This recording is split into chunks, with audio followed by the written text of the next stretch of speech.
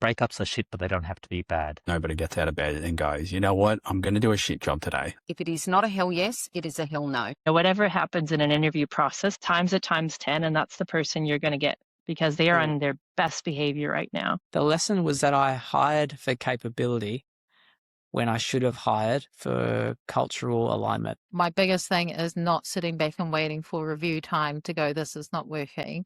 It's taking it in straight away, sitting down and chatting to them. Don't just take the best of a bad bunch, or don't take someone because you're desperate.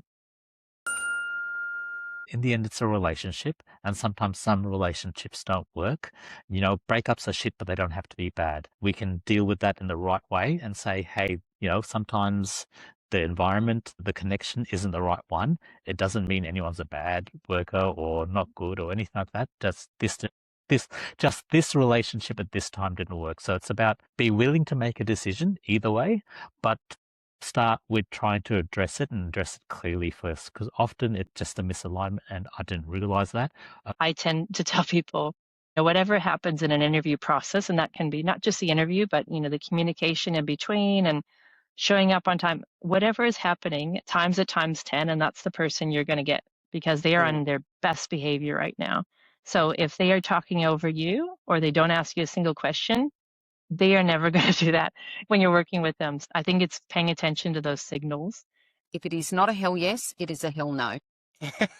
Love it. So that is it. So if you are not, and recruitment, as we know, is a combination of science and art. If you're not feeling it, even if everything great is on paper, if you're feeling that there is something not quite right, well, listen to your gut and make them, it's got to be 100% hell yes. So now that's the words that we use when we're recruiting. It's like, if that person is a hell yes, bring them on board, so that it's that simple. Don't just take the best of a bad bunch, or don't take someone because you're desperate.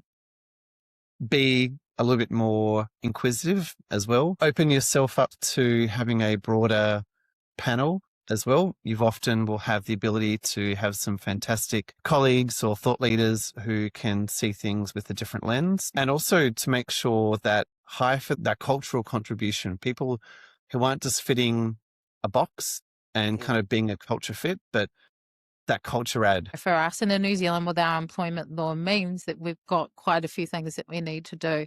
So I'm always very, very big on clarity, trust, honesty, but also, just helping people to perform. So if we have a bad hire, and we've had many of them, my biggest thing is not sitting back and waiting for review time to go, this is not working.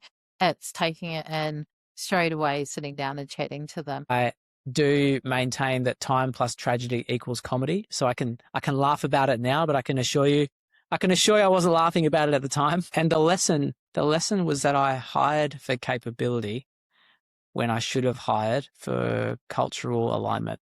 So, the person I'm thinking of is and was exceptionally talented. No question. They were just exceptional and are exceptional, actually. I'd never take that away from them. What I came to see, though, fairly quickly, is that the way in which they went about being exceptional had a disproportionate negative impact on the team. It eroded trust in the team. Nobody gets out of bed, almost nobody gets out of bed and goes, you know what, I'm going to do a shit job today. Like, these people don't really exist. People want to come to work. They want to be productive. They want to have a purpose. They want to enjoy the company of the people they're working with. And often it comes from a lack of understanding around what it is that we're trying to achieve, or how it is that we have to achieve it, or any of those sorts of things that kind of tends to result in someone being, ultimately labeled a bad hire from my perspective. The real thing, the mistake I made was that I did not listen to my gut. I knew that person wasn't the right person for the team, but I was a little maybe desperate or overly eager to fill the role. So I went against my rule, which is, if it's not a hell yes, it's a hell no.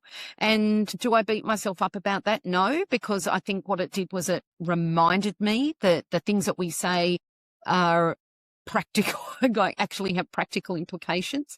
So, but also other people could see from me that even though I'm the head of people and culture, I'm allowed to make a mistake.